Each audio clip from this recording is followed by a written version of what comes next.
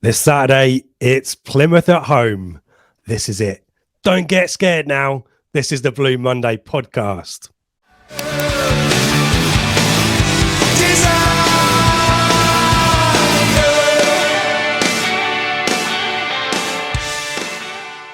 Hello and welcome to the Blue Monday podcast, discussing Ipswich Town up or down since 2015. I'm Richard Woodward, and this is the Prematch show brought to you in partnership with our friends at the Greyhound Pub in Ipswich. We're available every week on YouTube video and podcast audio. And joining me, is he apprehensive? Is he optimistic? We will find out. Seb Brown, how you doing, mate? I'm all right. I'm good, thank you. It's been a while, hasn't it? I think the last one we did was Wickham, was it? Feels ages ago now, doesn't it? Sort of 3-4 weeks ago. So it's been a while. Good to see you again. And we'll come on to my mood as we go through the camp. But suffice to say, I am excited. This time tomorrow, I'll be nearly back. I'll probably be on the new bit of the A14 at Cambridge about this time, closing in on my Suffolk return. And big game feel. It is one for you. What do you think this is the biggest game since? Oh, wow. Probably. It's the biggest game in League One, isn't it? We have to accept that, don't we? Since we came down. Yeah. Okay. I mean, in terms of one where it's a positive game, it will be the biggest game since 14-15, probably, isn't it? Norwich. And then 18-19, it's a game to keep us in the relegation dogfight, which is frankly not worth remembering at all. So big game, and there's a good excitement, and the thing as well, like. Obviously, the 14-15 season, we alluded to it there. We've long spoken on this podcast about the inability to strengthen and bring in quality in that transfer window that held us back. Yeah. We'll talk more about Nathan Broadhead on the Flagship show because we've got a bumper pod for you guys today. So we'll park that and come back to him. And maybe it'll be great to talk about him making a telling contribution on Saturday as well, wouldn't it? But we've got two guests. First up is Charlie from Fans Supporting Foodbanks, new initiative for ITFC fans to get involved. And they've got they're in for the fan zone on Saturday. So Charlie's going to tell us all about that. And we thought we'd get our mate Gab Sutton to cast his eye over the League One situation. We look back at our pre-season predictions, a bit of a mixed bag, but I think now that Gab's not here, Seb, we can both say that our picks are marginally better in comparison to where the teams are actually in the league right now than Gab did. But good to get a neutral perspective on the new signings and also the state of play in League One. So let's hand over to me talking to Charlie right now, and we'll be back to talk about Plymouth in a bit. Welcome to the pod, Charlie from Fans Supporting Foodbanks, new initiative, new fan-led initiative, and here to tell us all about it. Charlie, how are you? Hello, thanks for having me on. It's really grateful for all the work that Blue Monday has been doing and helping us so far. It's great to talk here. I'm doing well, doing very well. Good stuff. And tell us about Fans Supporting Foodbanks. So Fans Supporting Foodbanks, it originated in Liverpool, and it was a coalition or a partnership between the Blue Union in Everton and the Spirit Shankly in Liverpool FC. And the idea is our group or our national campaign's hashtag is Hunger Doesn't Wear Club Colours. And the idea behind that is that we're the sixth richest nation in the world. 14.3 million people in this country are living in poverty, and 3.9 million of them are children. And poverty, inequality, and hunger, it doesn't discriminate depending on the football club you support. So the idea is that we're all facing this. We all experience it to some extent, and we put our football rivalry differences aside. We come together to help the community because we all know that football clubs and the fan bases are such an integral part of the town or city they're in. So we harness that and galvanize the fans around a force for good and showing that football fans, gone are the days when football fans are classed as hooligans and etc. And we can do stuff for the community and we can do good work. The power of football is a strong one, isn't it? And I mean, as we kind of alluded to, it's not a great situation that society finds it's in, that we need this kind of situation, but nevertheless great that football supporters can get involved and try and support the local community. How does it work, and how will it work specifically here in Ipswich? So in Ipswich, specifically what we're starting off as we're looking at doing monthly food bank donations or collections on match days. You'll be able to find us on the fan zone this Saturday at the Plymouth Argyle game. And there we'll be there collecting food, etc., having a chat, and trying, we want to build this group because, like I said, we're starting it monthly, but the idea will be get as many games a month as possible because hunger can't wait a month sometimes, So as the group goes, and I'd encourage anybody who's interested in getting involved in any way they can to drop me a message or drop the Twitter page or Facebook page a message, or the email, which is itfc.fsf@gmail.com. You mentioned fan zone. We've got the details there. You guys are there from midday onwards, and there right until 50 minutes before kickoff. So for those listening who are keen to bring some stuff along, what kind of stuff? I've got the kind of graphic here, but for those listening on the podcast, just describe the kind of stuff that you guys are after donations for on Saturday. So like you say, it's the image on the screen, but it's general food bank long life items which are after. So it'll be milk, it could be UHT or dried, tinned tomatoes, tinned meat or fish, instant mashed potatoes, tinned fruit or vegetables, some jams, cereals. The find has specifically asked for sort of Weetabix or these small variety packs that you can get, as well as that, obviously, toiletries, warm clothes, long grain rice, and ready meals. So easy, long life stuff that, we don't want you guys, fans, to break the bank, of course, finding donations. So whatever you can donate, please feel free. We'll be in the fan zone. We should be, from my understanding, we should be just inside the front gate of the fan zone. So you can come up, drop some food off, have a chat, and then go and enjoy your pre-match pint. Good stuff. I need to talk to you about football as well. I can't get you on and let you escape without giving us a prediction. What's your thoughts for Saturday? It's going to be difficult. They're not going to make it easy for us, but I'll go with a nice 2-1. 2-1. But that's what my head says. My heart is saying a nice 3-0. Wow, there you go. Wow, confidence. You got. That's what we want. Let's start the new year in style. Exactly right. Charlie, great to see what you're doing, and hopefully plenty of support coming your way, either in the terms of people's time or food donations starting with Plymouth this weekend. And all the best to you guys, and thanks for being on. No, thanks so much for your support, and look forward to working with you and meeting everyone on Saturday. Well, welcome back to the podcast, Gab Sutton. Gab, how are you? Happy New Year. Oh, Happy New Year, Rich. Great to be back on and looking forward to getting stuck in. Yeah, well, we are going to have a look back at our predictions from the summer, and there's a mixed bag in there, if we're honest. It's always a bit of a difficult art to get that right. But January transfer window season, is this kind of time of year exciting for you, Gab? Content galore, surely. A little bit, yeah. I don't mind. I do quite like the sort of thinking of different clubs have signed different players, and you trying to sort of do a bit of due diligence on certain new names that are coming in, especially from the loan market, whilst also making sure you do the bread and butter of the sort of game week stuff. So quite busy, a lot to get on with, but yeah, it's always a fun time of year.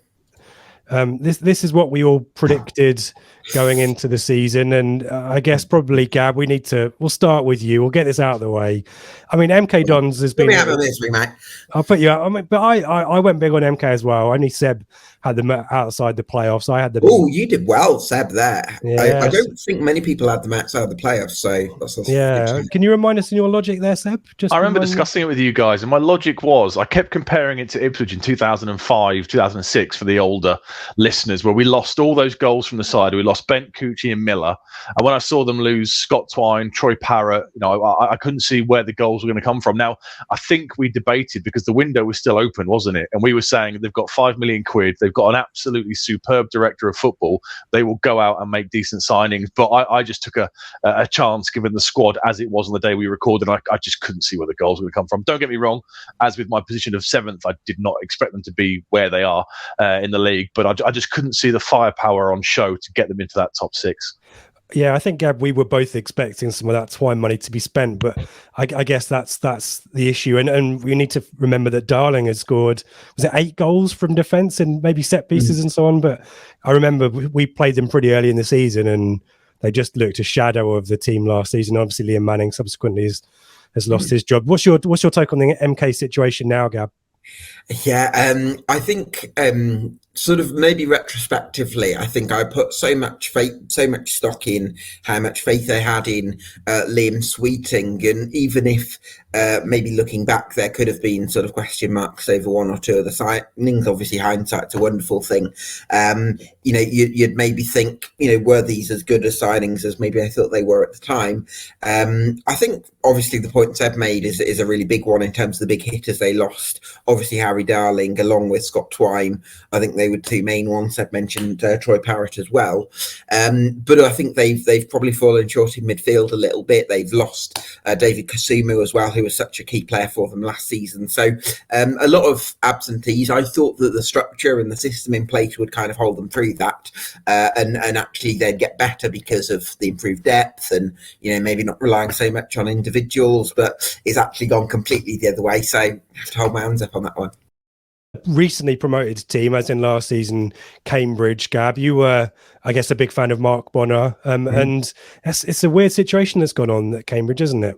Well, it's very funny at Cambridge because I think I had them finishing 24th last season and they finished mid-table. And then this was the year where I finally sold on Cambridge United being sort of, that they'll be fine. And now they're having a relegation struggle. So I always seem to have the wrong stance on Cambridge. But I think we kind of talked about in the summer that the fact that they'd retained so much of last season's squad being a possible strength in terms of the intangibles. Maybe it's gone the other way a little bit. Maybe they needed to freshen things up a little bit more. They've had a few injuries as well, which doesn't help, especially when you have quite a small squad as Cambridge do. So, it's been a tricky season for them, but hopefully Mark Bonner can find the solutions. It's kind of one of those ones, and I'm trying to think of an example where we've had it before, where a manager probably quite early in their managerial journey gets an opportunity to get a job at a bigger club. And I guess it's rare that they turn it down, but it does feel like, Seb, as soon as Mark Bonner turned down Rotherham, the results went on the slide, didn't they? Is there anything that we read into that? I'm not sure. Yeah, like you say, it's strange for an up and coming manager to get an opportunity and turn it down. Rotherham are a pretty stable club, aren't they? You can understand if it was maybe Rob Edwards goes to Watford and loses his job fairly quickly at that that kind of level. But Rotherham are a stable club. I think if he'd have gone there and got relegated, they wouldn't have fired him. Me and Ben discussed Rotherham last week on the preview show, and the one thing you get from them is kind of stability and good ownership. So I was surprised he turned them down, but like you say, since he did, things seem to have gone very, very wrong. I thought they would struggle this year because I kind of applied my second season striker logic rule that I applied to Cole Stockton at Morecambe. For me, strikers who do really well in year one tend to struggle a little bit in year two. So again, a bit similar to MK, I couldn't really see where the goals were going to come from because I couldn't see Ironside and Smith performing like they did last season. But on a side note, delighted for Jack Lancaster. He signed a new deal this week, I think it was, till 2025. So really happy he's doing well, and hopefully he'll have a good second half of the season and fire them to safety. Yeah, big game coming up against Cambridge in a few weeks' time, haven't we? Anyone want to pick out any of their predictions before we start focusing in the top seven? Well, seeing as you've from the beginning pointed out my MK Dons prediction, I'd like to say that I had Plymouth Argyle finishing in the top two. Yeah, and at the moment that's looking not bad. I mean, if it's the current top three that stays that it is in some order, then I've got two of the top three, which I'll be reasonably happy about. But Argyle, what a job Stephen Schumacher's done there, by the way. And they've obviously done very well at the loan market with Finn Azaz, Ballymumba, Morgan Whittaker. Possibly might they've lost Whittaker, could lose Ballymumba. But they've brought in a lot of players this January, so it'll be interesting to see if they can keep it going. But it's going to take a lot of points to get automatic promotion this season. I think the points per game projection is 96. So I think we're going to see an excellent team miss out. Yeah, it's similar to last season in respect of the top six. There were a few teams with 80 points who missed out. I think Oxford one of them, I think, possibly. It's going to be, League One's a strange division, isn't it? Very quickly, guys, are we expecting the automatics to be a 3-horse race, or is someone going to make a dash for it? Who wants to go first? I'll go to Seb. Go on. I think it's my answer is quite short. I think it's going to be a 3-horse race. Okay. I do as well now because of Barnsley losing against Barnsley were on an amazing run of form, weren't they? Didn't they win 6 or 7 on the bounce, I think it was, and they were closing that gap a little bit. But I think now with the signings the top 3 are making so far this window, I think we will pull away even further, and it'll be a shootout between those top 3. But I think Barnsley are having a great season. I rate Michael Duff as a manager incredibly highly. But I also think that they're very much a strong, solid top 6 side. But I think in terms of the depth, I think Argyle, Wednesday and Ipswich have possibly got a little bit more. And I would struggle to see Barnsley. I think if they get 1 or 2 injuries to key players, I think that would set them back a bit more than it would for some of the top 3. So that's why I probably see Barnsley finishing comfortably in the playoffs, but possibly not challenging for the autos. Seb was the only one who thought that Derby might have a shot. I think both you and I had them mid-table, Gab. I mean, Paul Warne is an expert at this level, isn't he? Did Derby have an outside bet, or is it just the results are a little bit too inconsistent, aren't they? I think they're inconsistent. I think they're playoffs at best. Obviously, when we recorded this, Rosenior was still there, wasn't he? It wasn't Warne in charge at the time. Yeah. And I just had a feeling they were going to gate crash the playoffs because they're quite. I see them as quite what I call a jammy kind of club. You know, when they need to pull a result out, they will do it, as history's kind of shown us down the years. So I thought they would gate crash the playoffs, but now they've got Paul Warne and pretty much all of Rotherham's coaching staff, and he gets a World Cup break for 4 weeks to implement his methods on a training ground. I think they'll go from strength to strength in the second half of the season. I don't think they'll challenge the autos, but I think they'll be nailed on for the playoffs. I put them for 6th. But I think they might finish a bit higher than that now. Okay. I had Sheffield Wednesday winning the league. Both of you had them. Gab didn't even have them. I had them 7th, actually, because I was actually a little bit sceptical of Darren Moore. I wasn't quite sure. I thought they might be a bit short of pace in certain areas.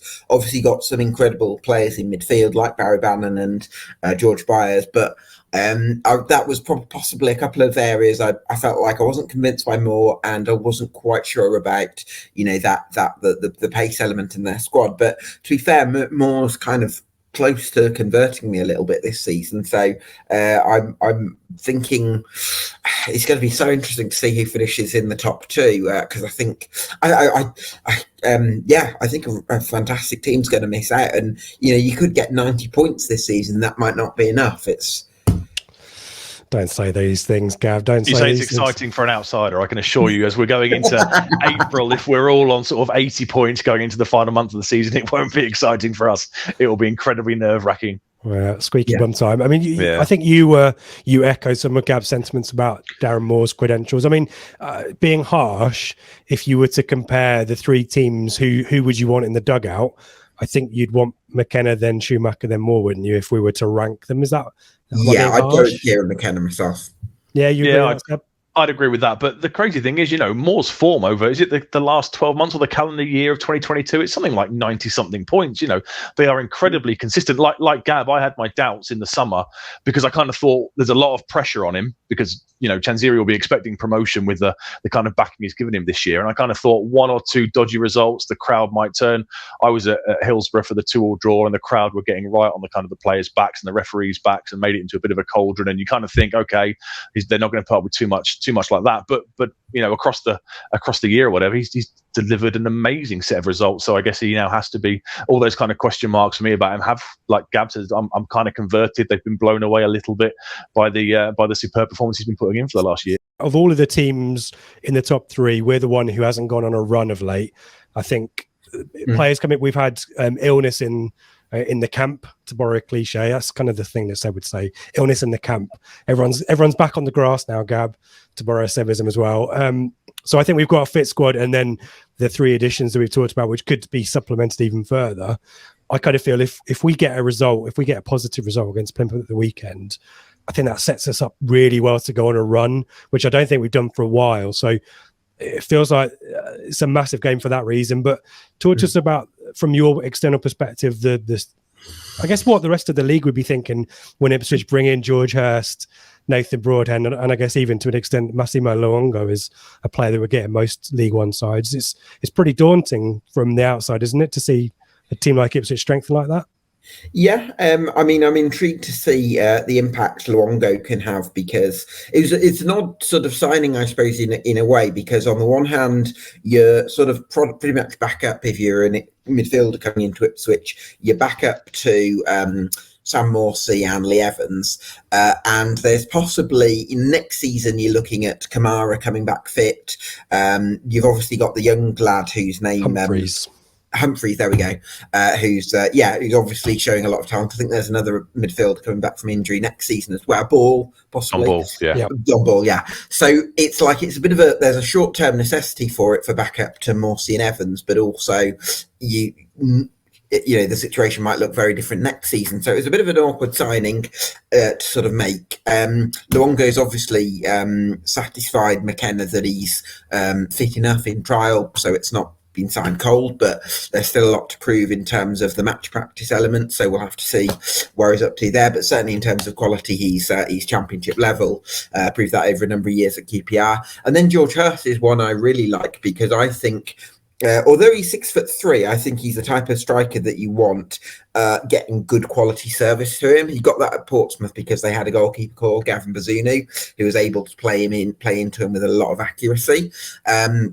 I think at other places he's been at Rotherham, at Blackburn, he's maybe not had that sort of level of service, but I think if Ipswich can get the ball to his chest or to his feet, he's then got that ability to play those little flick-ons and bring other players into the game.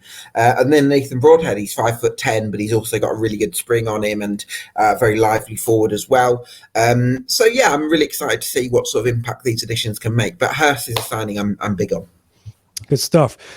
There's two bits that I'll one for both of you and then one just for Gab before we leave. Going back to our predictions here, I guess referring to the league table on the right-hand side, based on the current positions, which is a team that's going to have the biggest either an upward or downward move compared to everyone else? Who's going to move the most from where they are right now? Oh, what a great question. Do you want to go first on this, Seb? Shall I put it back up? Yeah. It's not it's not going to jump up halfway at the table, but I think Peterborough might well end up gate-crashing the playoffs, personally. I mean, they need to find some form from somewhere, don't they? Yeah. I think Portsmouth, if they find the right manager, could put a run together. I certainly think they'll finish higher than 13th. I think that's probably where I'd go to at the moment. I've not seen enough from MK to suggest they're going to shoot up the table even to mid-table. They've been very disappointing, so I think this is going to be a really big month for them. So I think I'd go for Portsmouth. I think Fleetwood will be top half. Oh, okay. Fleetwood might get 8th or 9th. I think there's something about them at the moment, and we had them at Portman Road. They were very obstinate, very difficult to beat, and obviously, I saw them at Burton actually back in October, and they really impressed me with their sort of high energy game. And Scott Brown seems like quite a proactive coach, so I like that shout. I actually had them in the top half before the season, and not too far away. It would have been quite an unpopular shout at the time, but not too far off. And reminding you that you're on an Ipswich Town podcast, Gab, care to give us your prediction for Ipswich Plymouth on the weekend? Is it at Portman Road or? Portman Road. Oh, okay. I'm going to go for a 2-0 Ipswich. There you go. I think we need to end it there, don't we, Seb? Let's get out with it. We'll take that prediction. Gab, where can we find you on Twitter and anywhere else? Where's your content at? Tell us where we can find you. So I have a show, first of all, called EFL Debate, where I speak to various different people across the EFL. I've even had you two on at different points. So always worth a watch that. Hashtag EFL Debate to talk to fans, managers, owners, sometimes you name it really. So a lot of fun with that. So follow the hashtag EFL Debate. I also have lots of talking points on Twitter across the EFL at Gab Sutton. So you can follow the hashtag EFL Debate and follow me on Twitter at Gab Sutton. There you go, Seb. So that's a nice distraction from, well, it wasn't a distraction because we were talking about Plymouth, weren't we? Let's get on to it, shall we? Let's build this excitement because, Plymouth are continuing to defy expectations from, I guess, everywhere else apart from down in Plymouth, right?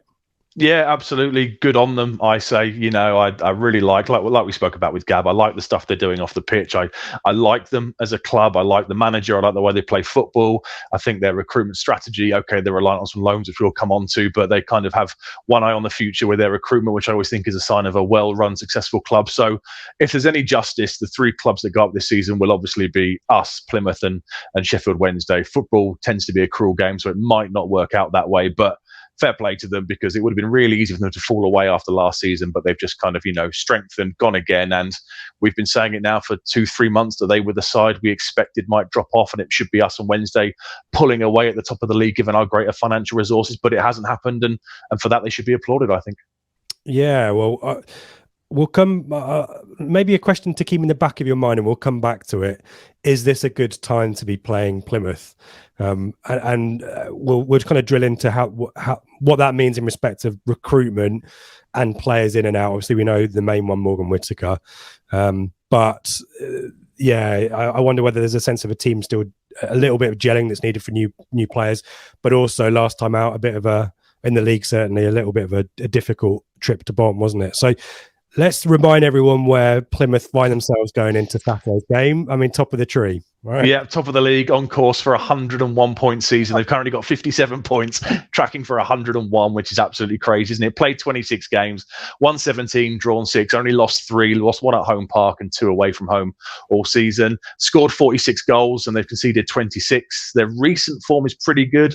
4 wins and a draw in the last 5 games. It was 4 on the bounce before the draw, the 0-0 draw away last week at Bolton while we were in FA Cup action. Their away form is decent, away from home park. Obviously, they're mainly up there because of this incredible kind of run they had at home park where they were winning everything every single week.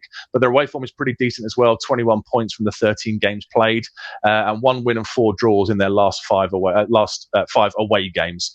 So yeah, they are imperious. They have opened up a gap over us through a combination of us dropping points at Lincoln in our FA Cup weekend. So they come here, I think, for this game, the pressure is all on us. Don't you? Do you agree with that? I mean, if they come here, they're not probably really expected to win. If they do win, they go 10 points clear of us. I think the pressure for this one is all on us. Do you agree with that? Yeah, and I think a draw is good enough for them, isn't it? Obviously. Oh yeah, they would. I think if you offer them a draw now, to quote Mick, they wouldn't even bother getting on the bus. They'd be perfectly happy with that, I think. And to that point, I think, I don't know whether Plymouth are a team that can play for a draw. Obviously, we'll talk about the respective away forms of the top 3, because they haven't got as many points on the road as we have or Sheffield Wednesday have. And as you mentioned, from the last 5 away games, a large amount of those have been draws. I don't know whether I assume it's not a deliberate thing. And maybe there's some stuff we can find in the stats that maybe explain why they are dropping points away from home. But at this point, as you say, having the points on the board, if they found a way just to eke out away points and win at home, which is how you get 2 points per game, then it's going to be tough for us, isn't it? It might be that it's a different type of game than we expect. Perhaps we expect possession versus possession, but maybe Plymouth have got a system which is contained, maybe get the goal. There's the sneaky low XG goal and then sit in. But I totally agree. It's for us to take the game to them. We need to be seeking to, try and get the win here, because I think they'll be very happy with the point, won't they? Absolutely. I know we've got this game in hand, but like you just said, to have the points on the board is what you want at this stage of the season, isn't it? And they've managed to pull away a little bit over the Christmas period, and it's up to us to take this game to them, and it's up to us to get those 3 points, close that gap, hopefully win our game in hand, and then it's back down to 1 point. It would be then, wouldn't it, if we beat them on Saturday? And worth noting that this form isn't a flash in the pan. A frustrating, I guess, a disappointing season for them last season, you could say, with finishing on 80 points and still not getting the playoffs. Crazy. They've rebuilt, haven't they? Regrouped, and so I guess maybe harnessing that disappointment and making sure it doesn't happen again, perhaps.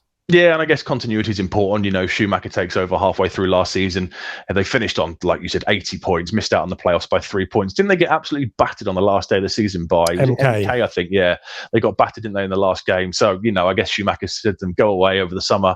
I want to use this next season to really kind of, remember this feeling. We don't want to be here again. And all summer, the talk of, was Sheffield Wednesday, was us, was Portsmouth, Barnsley coming down, Derby coming down, an awful lot of big clubs in this division. And you and me, as we just spoke about with Gab a few minutes ago, we kind of took them for the playoffs, but I don't think, hand on heart, either of us would have said, top of the league in the middle of January, tracking for a 101 point season. So fair play to them. Yeah, they've gone away, made some really sensible recruitment last summer.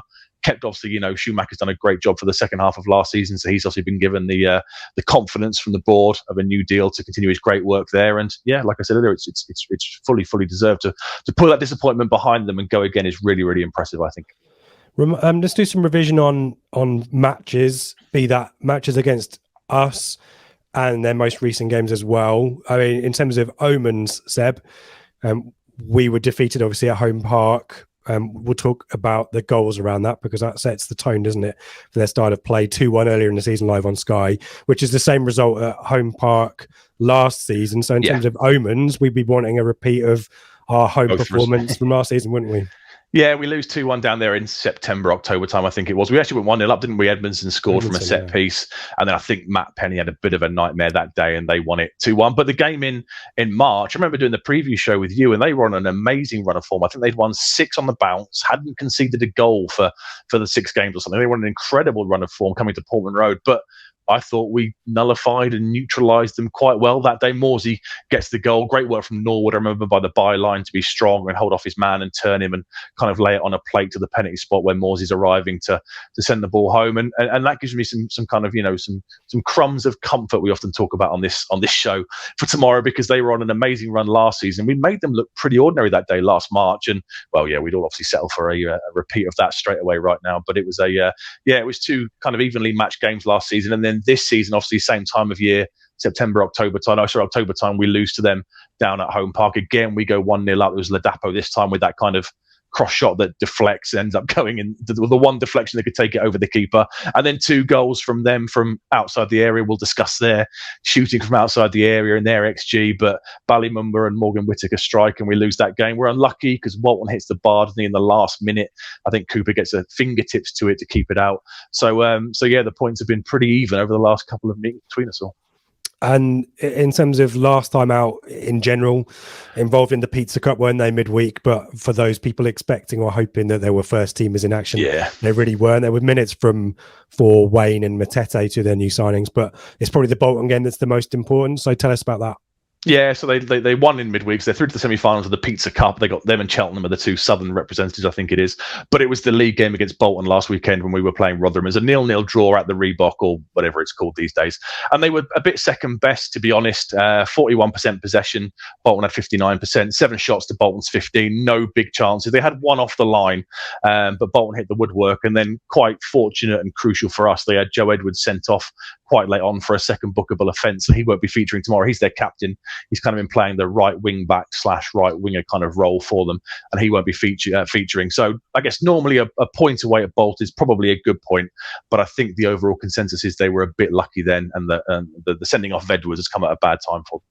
Yeah, and that's kind of what I mean about playing them at the right time, because it did feel like that. Reading the opinions of Bolton fans and Plymouth fans, they both probably thought they could sneak it, but the fact is the stats kind of tell the story there, don't they? And as does dropping more points from a draw. So that's kind of the thought there. We've talked about Stephen Schumacher very briefly. Do you want to just give us some details, some stats behind his spell in charge at Plymouth? Yeah, so he was the assistant manager to Ryan Lowe, wasn't he? Ryan Lowe moves on to Preston last December, I think it was, and Schumacher takes over the second half of last season. Managed 61 games, won 36, drawn 11, lost 14, 1.95 points per game over a calendar year, which is, well, like we've just said, they haven't gone away anywhere, and that shows exactly why. That is a superb run of form over a prolonged period. It was a continuity appointment. Like I said, he was the assistant manager at Bury with Ryan Lowe. He followed him to Plymouth. He then gets the main gig, and he's been fully backed by the board with a new, was it a 5-year? It must have been a 5-year deal at the time. Who'd give a 5-year contract to a manager in League 1A? How long's Lambert got left to go? Is it another 18 months? A couple of years, yeah. Yeah, brilliant. A deal till 2027 that he signed. So they've gone for that, that continuity, and it's reaping rewards for them, isn't it? Paying dividends. Yeah, I mean, it's a difficult one from the outside because obviously we don't watch too much of Plymouth, and we had a good chat with Gab, didn't we, about Darren Moore, and it was really interesting to hear from Sam Parkin as well. Obviously that interview with Ben down our channel which has got really great feedback. So thank you everyone who's watched that and given some kind words to that so far. But Parkin kind of from afar sort of says, well, McKenna is, you know, of the three, the one you'd want. And it's interesting. You don't hear a huge amount about Schumacher from outside of Plymouth, do you? You don't hear that tactically he's done a masterstroke and won the game. It just appears that he's figured out a strategy there, or as you said, there's a low, slow establishment of a way of playing under low that he's just maintained and continued and doing great work about it. But you don't hear too much about him he's linked with a few of the jobs, isn't he, in the Championship, I think. When they became, I think that was our wishful thinking, wasn't it? Maybe that, in November time during the World Cup break, when a few Championship clubs lost their managers. I think in our Telegram group and sort of in our other WhatsApp groups and stuff, we were all kind of hopeful somebody might come in and pinch him and take a few of their loan players back at the same time. But yeah, like you say, you know, he doesn't necessarily get some of the headlines the likes of McKenna might get and Mark Bonner might get, and you know, the guy at Charlton who came off from Swindon before it all went wrong, the kind of the lower league managers who are traditionally kind of mentioned in dispatches as being up and comers. I don't think he's in that kind of that category in the media's eyes. For whatever reason, he should be, given, you know, the performances that Plymouth are churning out. But for whatever reason, I guess he's maybe a bit of a backseat to those kind of names. Maybe, and he always speaks well whenever I hear from him as well. I remember doing an interview with Sky when they'd gone on that iffy run in November, December time, I think it was, and I think they were playing Morecambe at home and they won that game. But beforehand, he was quite, you know, phlegmatic about the situation and calm. So it's clear that whatever he's doing there is working well. But it is a squad that's got quality, Seb, as well, which obviously helps him. And McKenna's in a similar situation there, I'm sure, as well. But that quality has dwindled, and the risk, I guess, that a club like Plymouth take is without the big budgets like us and Sheffield Wednesday and others in this division, you are heavily reliant on the loan market, and the current trend appears to be to recall players in January, and that's worked against them, hasn't it? It is, isn't it? Yeah, it seems to be now. There's no such thing as a season-long deal anymore, is it? It's deal till January and then renegotiate based on how it's gone for all parties concerned. So yeah, never fall in love with a lone player, as Benjamin Bloom has told us many, many times on this podcast. And Morgan Whittaker was their kind of, you know, their star man. He's been recalled by Swansea. Rumours in the paper today that a club's had a bid turned down for him. There was that. It was kind of on the cards, wasn't it? Because Russell Martin did a press conference and he said the owners described him as an asset. So it would suggest they wanted to cash in on him. So I guess the writing was on the wall a little bit, and then he got recalled. He had a great first half of the season, you know, 9 goals, 7 assists in 25 appearances, created 7 big chances, which is by far the most for Plymouth by a mile.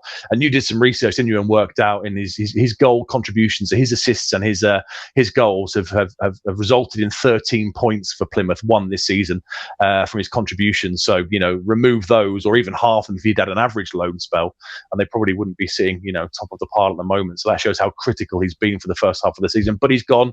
I guess there is still a chance he could come back to them. He can go back on loan if he doesn't get shifted elsewhere in the window. I don't know if they've got the finances to make a move for him, given the other players they've brought in during January. But crucially, and most importantly for us tomorrow, for us on Saturday, so we're recording Thursday night, for us on Saturday, he can't feature, which is a fantastic boost for us, because we saw at Home Park one chance on the edge of the box, either his left or his right foot, and he's, you know, dynamite. He's so clinical. So that's a massive boost for us and a massive blow for them. Yeah, worth noting that research that I did there was, and that you quoted, is where matches have been turned solely on him. Yeah, so his goals, his assists. He got the winner against us, but the game was 1-1 at that point, and Mumba had also scored. But where it's either his goals or his assists only that are the difference between a draw or a defeat or so on. So yeah, a key impact player. You know, there's wins against Oxford and Cheltenham where he's the only goal scorer. And I know that's not unique to Morgan Whittaker. We win games 1-0 as well. But when that player isn't your own player, and when he's taken out the equation, and when he's on such a hot streak as well, it is a challenge. And the recruit. Go on, sorry. Just one for you. Obviously, there's been some rumours and stuff, you know, saying that if we could do a deal for him, we would buy him. Is he one you would look to do if the deal could be done and the deal was right? Do you think he would? Is he that good? You'd get it done, or do you think with the likes of Chaplin, Harness, Broadhead now, he might kind of struggle to get a game? What's your thoughts on him? Is he one that you would look to move for if it was available? It's a difficult one, because, as you say, I mean, our squad has got so much depth in that area, but the question is he better than what we have? and I suspect possibly he might be, but would you want to upset the squad by bringing him in? I also don't think he'd want to join us. I think maybe if it gets to the last day of the window and he's not lined up anywhere, and Plymouth is a no-go, then maybe he'd consider it. I imagine he'll end up sticking around at Swansea on the bench until someone from the Championship comes in. The risk then for us is that a Championship club then loans it back to Plymouth, don't they? But I'm not. It just feels like one of those ones, and we talked about this before, where if you can do it, you do it for the sake of it, rather than it being a necessary signing. Do you see what I mean? Yeah, sure. I see what you mean. I guess I've got one eye a little bit more on the future. So I guess I'd be thinking, is he one who, if we get to where we want to go next season, could kind of slot in, because you're going to have a Luco a year older, question marks, I guess, around Jackson and Edwards in the Championship. So you're kind of looking at Harness, Broadhead and Chaplin making that natural step up. And I'd kind of be thinking, well, if we could do the deal for $1 million, 1.5, you might give yourself a bit of a selection headache for the next 6 months. But if you do go up, then you might have one more piece of the puzzle, one more piece of the jigsaw ready to go from the off. So I think if it was on the table for reasonable money without breaking the bank, then I think I'd look to get it done. There's very little downside to it. The question is whether it has any unforeseen consequences on the dressing room and all that kind of stuff. Yeah. But as disappointed as I'm sure Plymouth fans are, they haven't hung around. There's obviously a good succession plan and recruitment strategy there. They clearly maybe got. I think the general chat has been that Swansea weren't the most communicative about their decision until they took the decision, which probably makes you fear for the worst anyway. But they've been really quick to bring players. Whilst we've been quite chipper with our transfer dealings, they've already brought in how many? 5 people? 5 and they players, acted quickly. I think the first ones were announced almost on New Year's Day, weren't they? They had these deals clearly done. Ben Waine, I think, was the first one who's come from Wellington in the Australian A-League. 21-year-old New Zealand international. He's a striker, a centre forward. 17 goals in 73 appearances for Wellington. I think he was announced very, very quickly.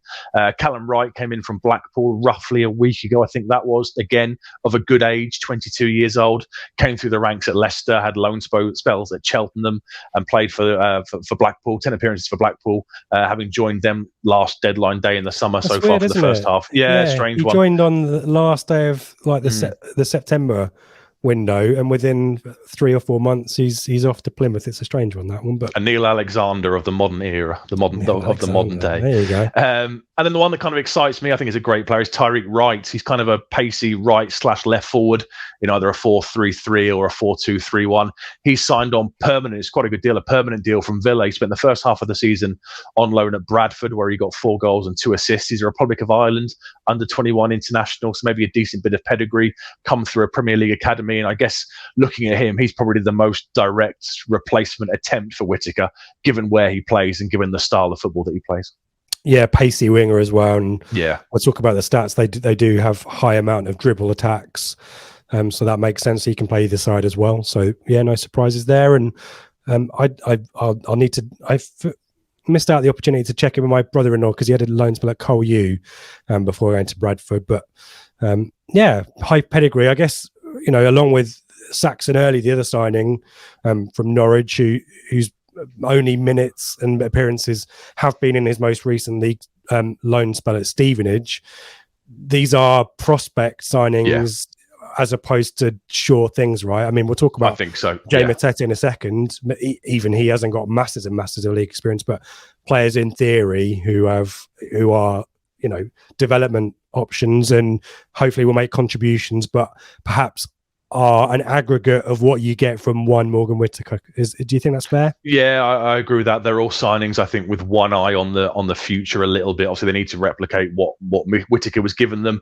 If you're not going to get that from one player, bringing in one player, then you kind of spread it across 2 or 3. I guess the one thing to note as well, Saxon Early's one you just mentioned, who was at Stevenage for the first half of the season. Jay Matete, we know all about from that battle between that ding-dong between him and Morsey in the Fleetwood game last season. A lot of these players they've signed have got very little kind of football league experience, or if they have got experience, it tends to be sort of League 2 kind of level. So it might be a bit of a big ask to expect all these guys to step up for the remaining 4 or 5 months of the season. So they might be looking for, 1 week Wayne might make an impact, next week it might be Tyreek Wright, and they're just trying to share that burden to fill the hole that Whittaker's left them amongst 4 or 5 signings, I guess. And that goes back to my question right at the top, which is this a good time to play them? Yeah. Some of these players need time to gel, don't they? And I think Matete played midweek in the Pizza Cup. I'm probably be surprised if he starts, but he is quality. You know that he's got the pedigree from League One level. Admittedly, only made 27 appearances for Fleetwood, which was maybe a lower number than I thought. A couple of starts, I think you said for Sunderland, but mostly off the bench. Eight appearances in total, so mostly off the bench there. Yeah. So it's not like he's full tilt yet as well. So timing might work in our favour there. But potentially, if Schumacher and their recruitment team know their stuff, like maybe we need to give them credit for, then these could be big players come the end of the season.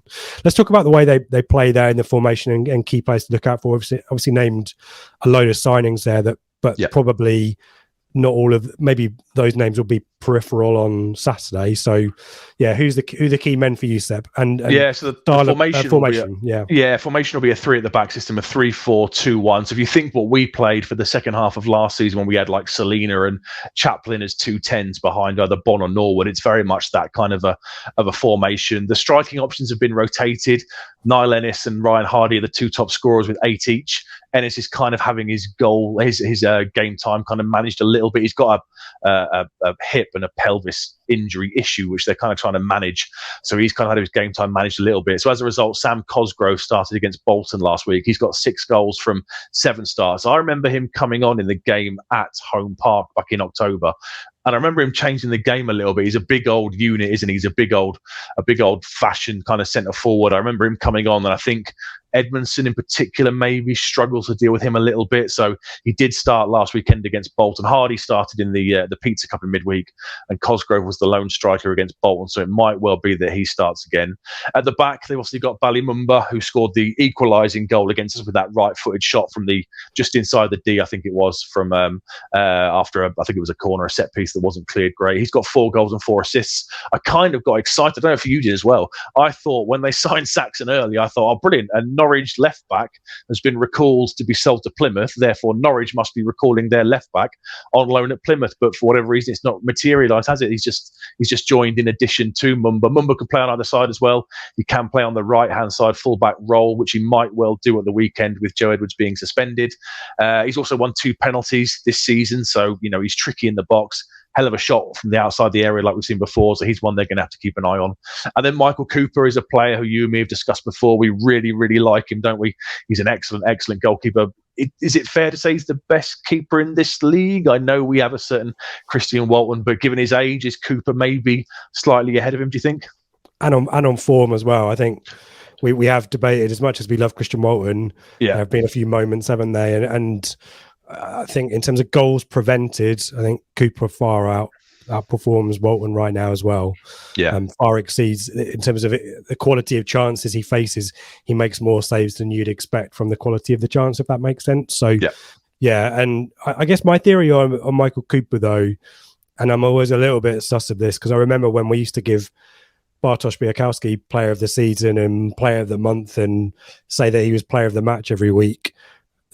When your goalkeeper is the highest performing player in your team, certainly now Whittaker's left, that raises questions for me. Does it raise questions for you? Yeah, exactly. Your goalkeeper looks good because he's very busy, and traditionally, if you're a very busy goalkeeper, your team's not doing great, as we saw for all those years with Bart in the nets. Here's one for you: would you swap him for Walton now if you could? I wouldn't personally. I'd keep Walton because, okay. We're both in agreement on that one then. I'd sign him and stick him on the bench. Yeah. But the awards and accolades are mounting up, aren't they? He was the Young Player of the Year in 2021 and came second in the senior vote. Then won Player of the Season last year at Plymouth. Won the League One Golden Glove jointly with David Stockdale for 18 clean sheets. Was in the PFA League One Team of the Year. I'm surprised there's not stronger links for him in the January window to someone else. I know people are chatting about Villa maybe needing a backup to Martinez. He would be a big loss to them, maybe a bigger loss than Whittaker perhaps. well, given the stats that we've seen about the shots he saves versus the shots he's meant to save, then absolutely. And he's got this crazy statistic of he saves 79.3% of all his shots faced, which is crazy. By comparison, Walton on the list has 63.1%. So he saves 63.1% of all shots he faces. So Cooper is a hell of a way in the league with that. That's just an insane stat, isn't it? He's absolutely vital to them. I think you're right. If he were to leave, that's a bigger loss than losing Whittaker. I don't think he will go this window, but if they were to finish third, losing the playoffs, I think he'd be off to the championship next summer. And Dan Scarr at the back is also he's up for player of the month. So they've got Stephen Schumacher up for manager of the month. We'll find out after we record whether they're successful. Dan Scarr as well. James Wilson, a name that we know as well. He'll be standing captain. It's a solid back line, isn't it? Yeah, it's a back three. So, Scarr and Wilson with the two certainties. And it'll either be Nigel Lonwick or it'll be Gillespie as the left-sided kind of centre. Gillespie played against Bristol Rovers in the Pizza Cup. I wonder whether that might be, maybe he's getting back, because he's coming back from injury, I think, isn't he? He's kind of setbacks. And then in terms of the key players in the centre, we mentioned that Edwards is suspended. And Adam Randall kind of leaps out as kind of the key performer in the centre of the park, doesn't he? I really like him as a player. Yeah, I'm a big fan of Adam Randall. He's still young.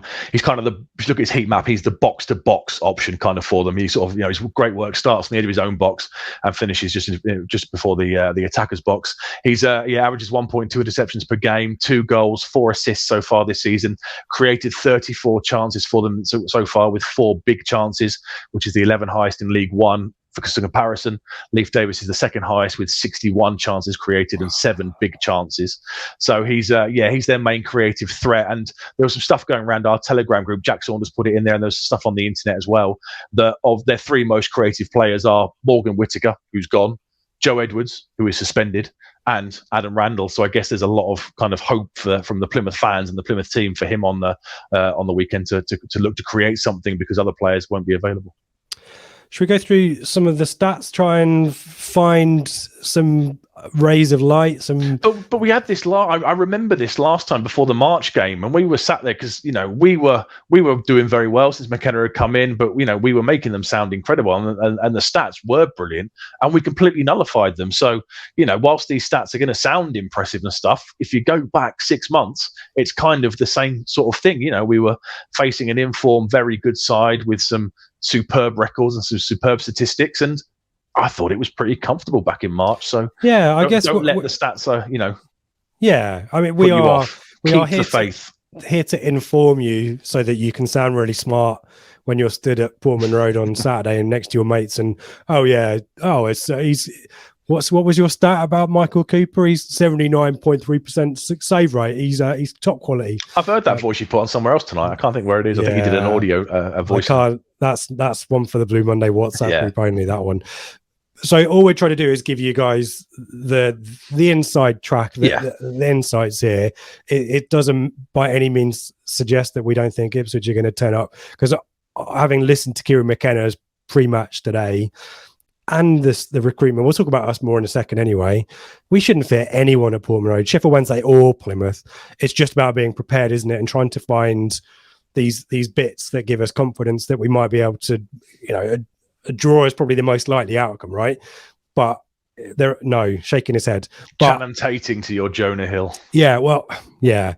I guess generally my experience is in big games where the immovable object against the unstoppable force, they generally cancel each other out. But I think there are things here that give us confidence that statistically we can get that 3 points. I mean, goals away from home high, it's the second highest in the league, 1.8 goals per game away from home, behind us.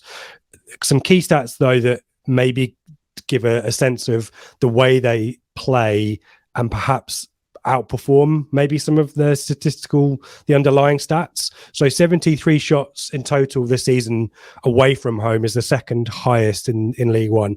ITFC actually have the highest amount of away shots, but those shots make up 45% of the total shots they've had in their away games, whereas ours is only 35%. So a large proportion of their efforts on goal coming from outside the area. We've already talked about the 2 goals that we conceded at Home Park. So that is telling there. If you can figure out a way to stop them getting their shots off around the 18-yard box, you've got a chance. And the XG stats, Seb, also bear that out. 1.6 XG per game overall, is the 6th best in League One, so nothing amazing.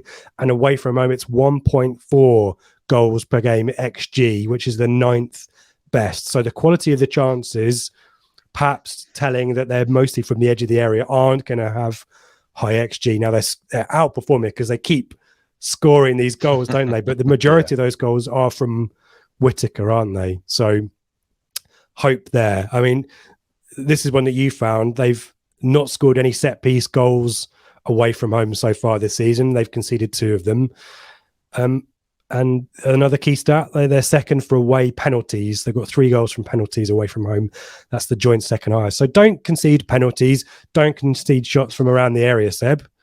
And it's that straightforward. Is it fair to say when given what we've spoken about Plymouth and all the stats and stuff you've just listed, are they a side that overachieves in the final third and is backed up by some superb work in their own box from their own keeper? Is that? Do you think that's too simplistic as a way to describe, Plymouth's success so far this season? Massively overachieve at one end of the pitch and massively overachieve with their keeper in their own box, or is that too simplistic? Do you think? So I think it comes down to the quality of the players. I think there's something in that.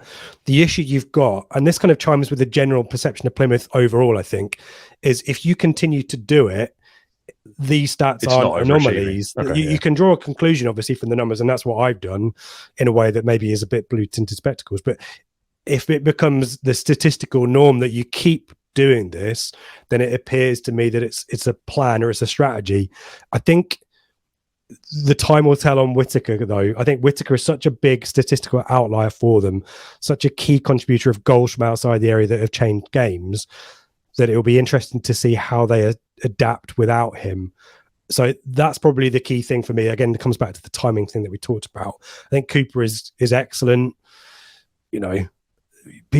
Teams have got good players, haven't they? Teams have got great players, and sometimes it's the sum of the parts. Sometimes it's people outperforming where they should be that drags teams along, and it's difficult to say that, but they are continually doing the same things, which makes me think it's not an outlier, necessarily outperformance, if that makes sense. Yeah, fair enough. Yeah, no, fair enough. That's fair enough. But in terms of everything else, obviously the XG is a big stuff that we've been talking about in the Telegram group. High number of interceptions per game, 11 on average for away game is pretty decent. Got quite a lot of away red cards as well. But again, the stat that you picked out, Seb, here, just over 14 shots conceded per away game. So 15th worst. So they do give away, which explains Cooper's excellent, save rates and his over kind of performance. So there will be opportunities for us on the weekend. It's just crucial we are able to take them. They're not a side that will. Let's be honest, we're not expecting a Lincoln or a Cheltenham or a Morecambe kind of game, are we? This is going to be 2 sides. I think they'll come to play football. They'll come to attack us because it's what they naturally know, and I think that will naturally kind of lead to chances for us. That being said, possession isn't particularly high, 52.8% on average overall. 50% away from home is the eighth highest in League One. So not table topping stats on possession wise. 77% of their passes are short. So possession based style, as you say, but 69.7% pass completion rate isn't amazing. 10th best. A lot of dribbles, not surprising. But I guess how they stack against the rest of the top 3, including Ipswich, ultimately they've got the lowest points per game away from home compared to us and Sheffield Wednesday. We've all lost 3 games away from home, but we've won 7, as have Sheffield Wednesday. So Plymouth kind of a little bit lagging, a tiny bit behind away from home. A +4 goal difference away from home isn't amazing. They've conceded 1 more goal than we have away from home, but I think ours is largely skewed by Charlton, isn't it? Yeah. So I think there are some things there that give us some confidence that this isn't the best team on every single metric that you can find. There is some hope to be had here, and let's talk about us, shall we? And I think the question really is, do Hurst and Broadhead start? What's your thoughts? I don't think Hurst will. I think Ladapo, after his performance against Rotherham, deserves that striker role personally. I thought his hold-up play was brilliant. He scored a really, really good goal. So I fully expect him to start. Broadhead is the one I could see starting on the left-hand side of the 3 with kind of, Chaplin in the 10 and Burns on the right. I guess if you don't play Broadhead, you play Harness but he's just back from an injury, didn't look amazing against Portsmouth. So is he one maybe you look to kind of rest and maybe throw Broadhead straight in there? That's I wouldn't be surprised if he were to start, but I would be surprised if Hurst were to start. What do you think he'll do? Yeah, I agree with that. I guess it depends on how they've trained this week, haven't they? And the only thing I'd say is we've obviously got an established way of playing. We've got players who are familiar with that system as well. Harness, I think, came off the bench, didn't he, against Rotherham? Yeah. I'd be tempted to not change it too much and note that we can go back to this strategy of on 60 minutes scaring the crap out of the opposition by having George Hurst and Nathan Broadhead on the sideline waiting to come on. Yeah. So I'd be maybe hesitant to make too many changes. So would you go Harness, Chaplin, Burns? Yes. Okay. Yeah, I think so. Try and keep it. And do you agree that Dapo is the striker? Yeah, I do. Only because I think it's his shirt. Maybe that's the strategy we need to deploy, the kind of Lambert approach that you've got the shirt. Plus, I think I'd really like to see what Ladapo can do when he's inspired by the competition alongside him, because I don't think Jackson's been particularly fierce competition in the number 9 shirt. Obviously, no Tyrese John Jules either. So I wonder whether better quality pressurizing him to perform even better, because he's still been pretty decent for us, might even bring more out of him. What's your thoughts on that? Yeah, totally agree. I guess he would have known last Saturday because George Hurst was there and having his photographs taken. So he must have got an inkling that he was around, and obviously the rumours that the deal was going to get done. And he turned in a superb performance, didn't he, against Rotherham? You know, he got won the penalty, scored the 3rd goal. His general hold-up play I thought was really, really good. So like you say, I think he deserves the shirt. I think he'll get the start, and what a great position we can now go back to how we were in kind of, summertime, August, September time, where we were bringing on the likes of, the game changes, rather than the last few weeks we've had Jackson, who I think we all would say now maybe isn't a central striker. For me, his best work is going to be out wide left or wide right. Ahadmi has been unfortunate with injury and illness, but he's kind of looked a little bit off it and a little bit kind of not up to the level when he's come off the bench. So I think now, like you say, if he gets to 65 minutes and it's 0-0 and we can suddenly turn to the bench and you're seeing George Hurst get stripped off and Broadhead get stripped off and Shawnee Aluko get stripped off, then we're back to how we were with those kind of players looking to really come on and finish those games, and it must strike fear of the opposition, mustn't it? Hopefully so. Dare I ask for a prediction, Seb? I'm confident. I'm always confident. I think it's going to be 3-1 to us. Wow. With a goal scored by one of the new signings. That's what I think will happen. From the penalty spot, that would be good, wouldn't it, eh? I will go for do you know what? I'm tempted to stay stum. You've got to give you. I think we've got enough to get a result. I think 1-0. I think it'll be a nervy. Yeah. Early goal, late goal, hanging on, comfortable. Yeah. Do you see a repeat of last March, or? I like to think if we scored early that your score prediction is achievable, because I think Plymouth must know that if they come to Portman Road and concede first without the likes of Whittaker, then it might be a bit of an uphill thing. If I'm Plymouth, I'm going for a 0-0 half time, and then I'm seeing where I go from there. So we'll see. If it's 0-0 half time, it could be quite a marginal game, so we'll see. But I'm confident we've got the ability, and what we need to say as well is we're going to do this in the plugs, but I'll do it now. We need to turn up. I know that we're going to turn up anyway because we've all bought tickets, and 7 seats left. They've tweeted tonight. It's basically a sellout, isn't it? Yeah. But we really need to bring the best of ourselves to this game in terms of atmosphere. We need to be patient.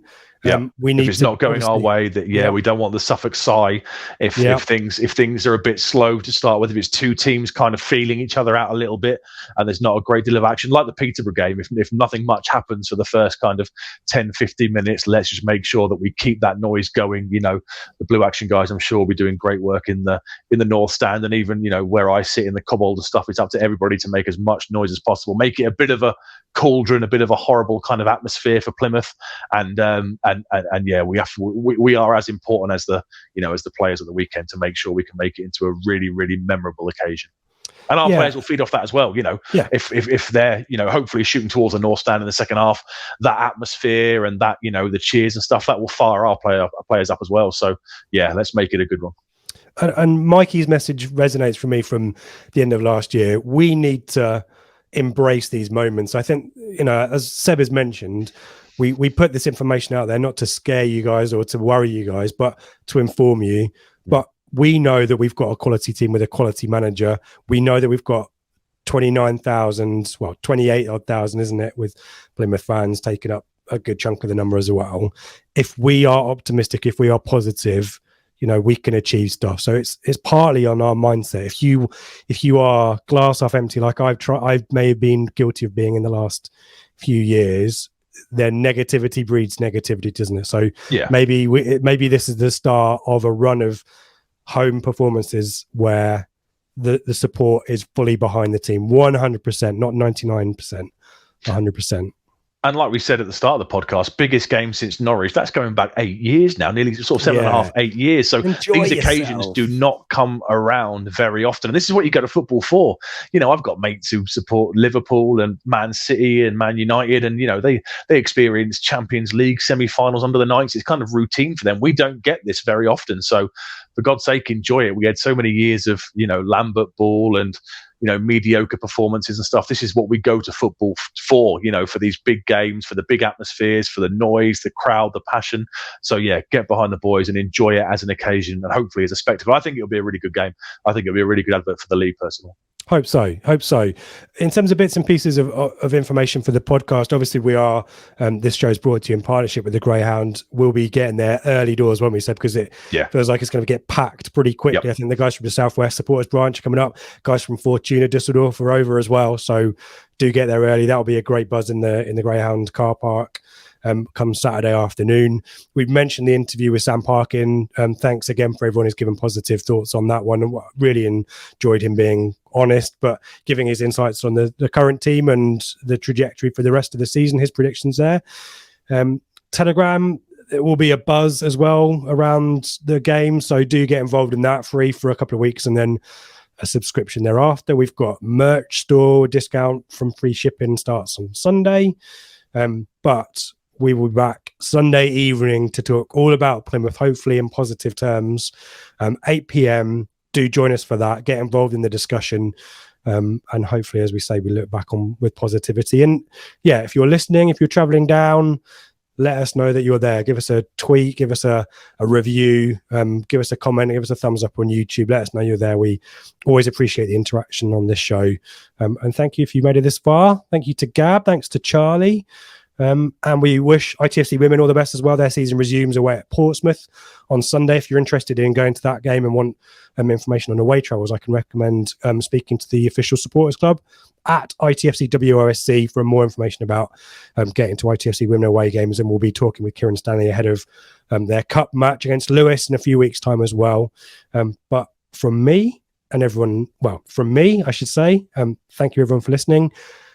Let's bring the noise. Let's bring the positivity, and bring your scarves and all that kind of stuff as well. And as always, Seb, I'll let you have the final word. Thank you for all your hard work and research.